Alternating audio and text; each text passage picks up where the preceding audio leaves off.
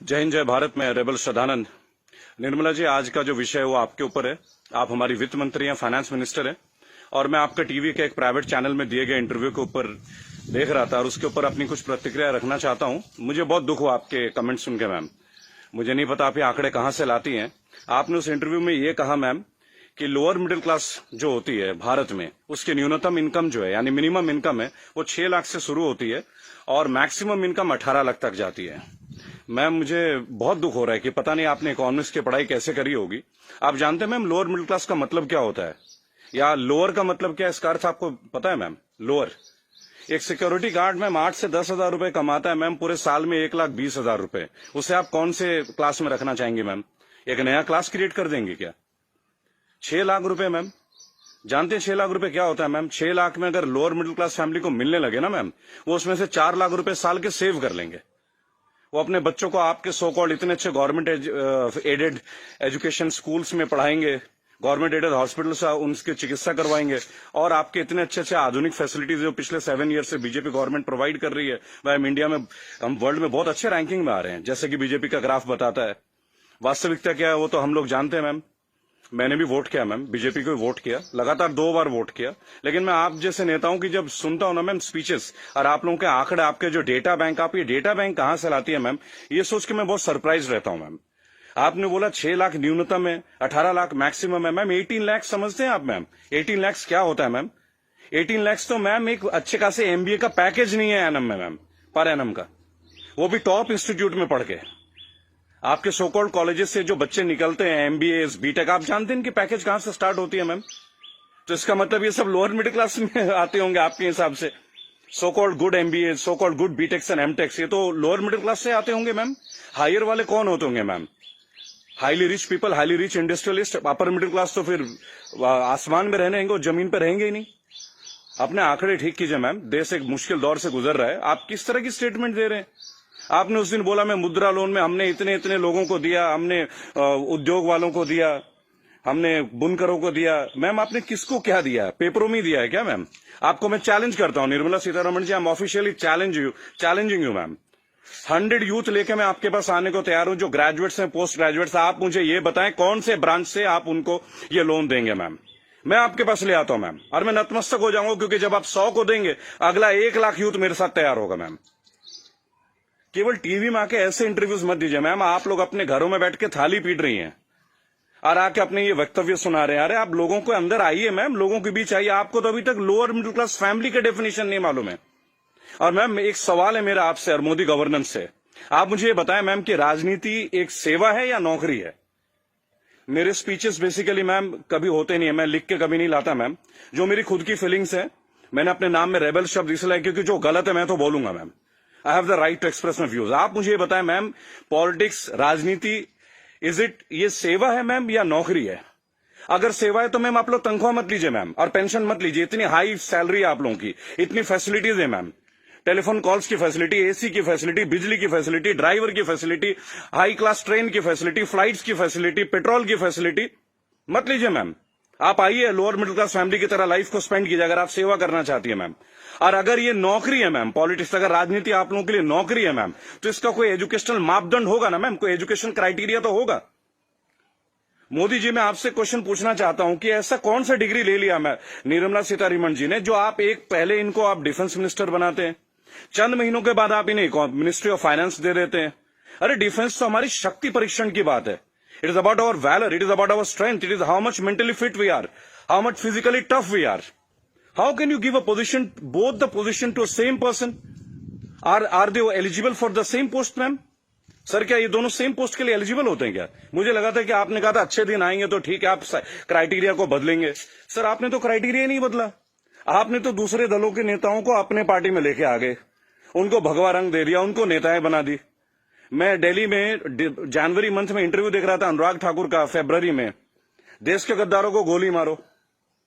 बड़ी अजीब बात है, हाईली एजुकेटेड है, क्रिकेटर हैं वो, शायद बीसीसीआई के हैं, और तो और अमित शाह के पुत्र जो वो सेक्रेटरी बन जाते हैं।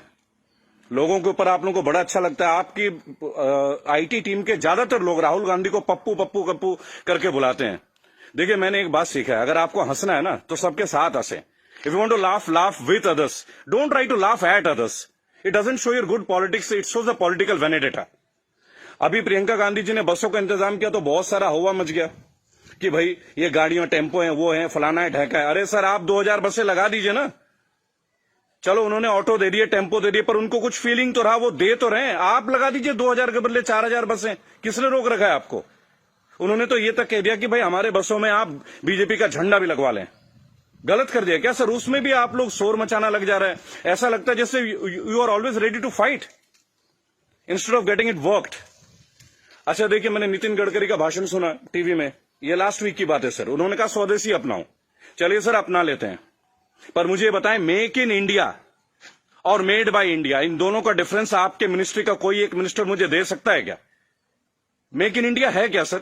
आप जमीन देते हैं सैमसंग को, जमीन देते हैं ओप्पो को, वीवो को, चाइनीज कंपनी को, साउथ कोरियन कंपनीज को, वो आके अपना प्लांट लगाते हैं, इंडियंस को हायर करते हैं, और उसके बाद प्रॉफिट जो है वो उनके अकाउंट में जाता है, सैलरीज आता है इंडियंस के अकाउंट में। तो मुझे ये बता दें कौन सा मेक इन इंडिया सर? आप मेड इन इंडिया कीजिए ना, आप अपने इंडस्ट्रीज लगाइए, आपको पैसा रेवेन्यू अपने पास रोकिए। अगर इतना दम होता ना सर हमारे मैकेनिज्म में, आपको चैलेंज कर रहा हूं, आप मैकडोनल्ड्स की तरह का आउटलेट बना लेते सर।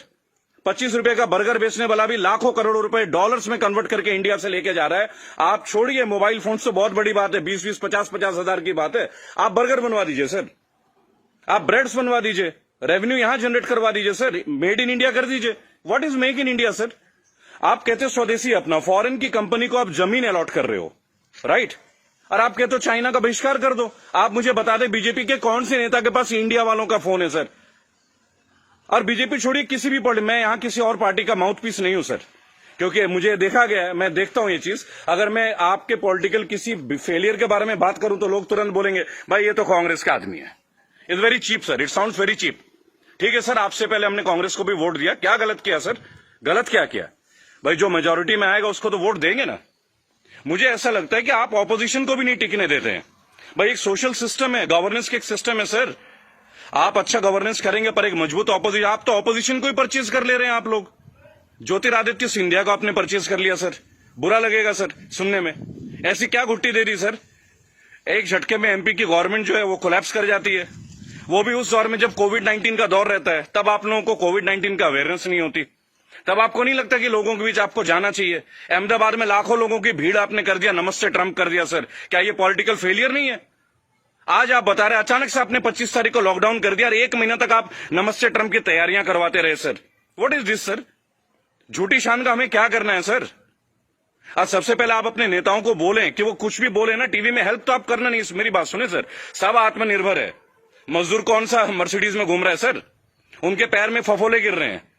मैंने देखा निर्मला जी ने एक स्टेटमेंट दी, एक लेडीज बेचारी सूटकेस में, उसका बच्चा सूटकेस में बैठा हुआ घसीट के ले जा रही है, तो वो जवाब देती है कि राहुल गांधी को वहां नहीं बैठना चाहिए, राहुल गांधी को वहां जाना चाहिए। अरे राहुल गांधी को जो करना चाहिए वो छोड़िए, आपको क्या करना चाहिए?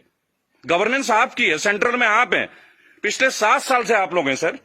हमेशा क्या स्टेट को फेल करते रहोगे क्या, या हमेशा ऑपोजिशन को गालियां देते रहेंगे आप लोग? सर मोदी जी चाय वाला पीएम बन सकता है, सुना था, देख भी लिया सर, बराबर। बाकी चाय वालों का क्या सर? बाकी लोगों का क्या सर? प्रवासी मजदूर छोड़िए, प्रवासी क्या होता है सर? सब भारतीय मजदूरी तो है। हर पूरा देश तो वैसे भी मजदूरी कर रहा है सर, पूरा देश मजदूरी कर रहा है। आप जितना ग्रोथ दिखा दो सर, ग्रोथ क्या है वो तो लोगों के जेब में आके देखो ना, लोगों के घर में आके देखो, बैंक अकाउंट में आके देखो कि पैसे हैं किन के पास और किन के पास नहीं है।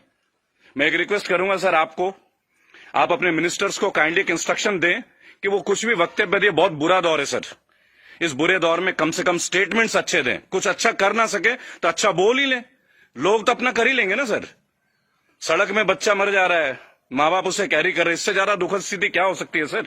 ये कोई पॉलिटिकल बात थोड़ी है। लेकिन मेरा एक सवाल हमेशा आपके साथ रहेगा सर, कि आप एक बात का जवाब जरूर दें। और जो भी लोग इस वीडियो को देख रहे हैं, अगर आपका संपर्क किसी भी पार्टी से है, कांग्रेस से है, समाजवादी पार्टी से है, तृणमूल कांग्रेस के लोगों से, कृपया मेरा वीडियो उन तक पहुंचाएं और उनको बोलें कि ऑपोजिशन इसलिए कमजोर है, केवल एक कारण है, क्योंकि इन पॉलिटिकल ग्रुप्स के जितने भी लोग होते हैं ना सर, जो सो कॉल्ड प्रदेश प्रवक्ता होते हैं, शायद वो बेहद कमजोर हैं। सांबित पात्रा से कैसे बहस कर रहे हैं, मुझे खड़ा कीजिए सर, मैं बताता हूं सांबित पात्रा से क्या बात करनी है, डेटा के साथ। स्मृति ईरानी के साथ बात करना है, मैं करूंगा सर। मैं उनसे पूछूंगा उनका क्या एजुकेशन क्वालिफिकेशन था जो उन्हें शिक्षा मंत्री बना दिया गया था।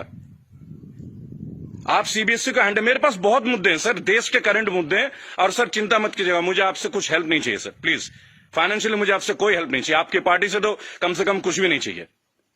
मेरे दोस्तों, अगर आप ये वीडियो देखते हैं प्लीज शेयर कीजिए। मैं चाहता हूं कि एक बार मंच पे आने का मौका मिले सर। और अर्नब गोस्वामी जी, आप जो जिनको बुलाते हैं दूसरे ग्रुप के लोगों का, बोलते it is my show, it is my show. God damn it, if it is your show, why are you calling other people man? Don't call them. अगर आपको लोगों को बुलाना है, बात करना है तो मिलें, बात करें, उनकी सुने। केवल चिल्लाने से आप अच्छा एंकर नहीं बन जाते sir. I am very sorry to say that is the worst type of journalism I have ever seen. I am very unhappy sir.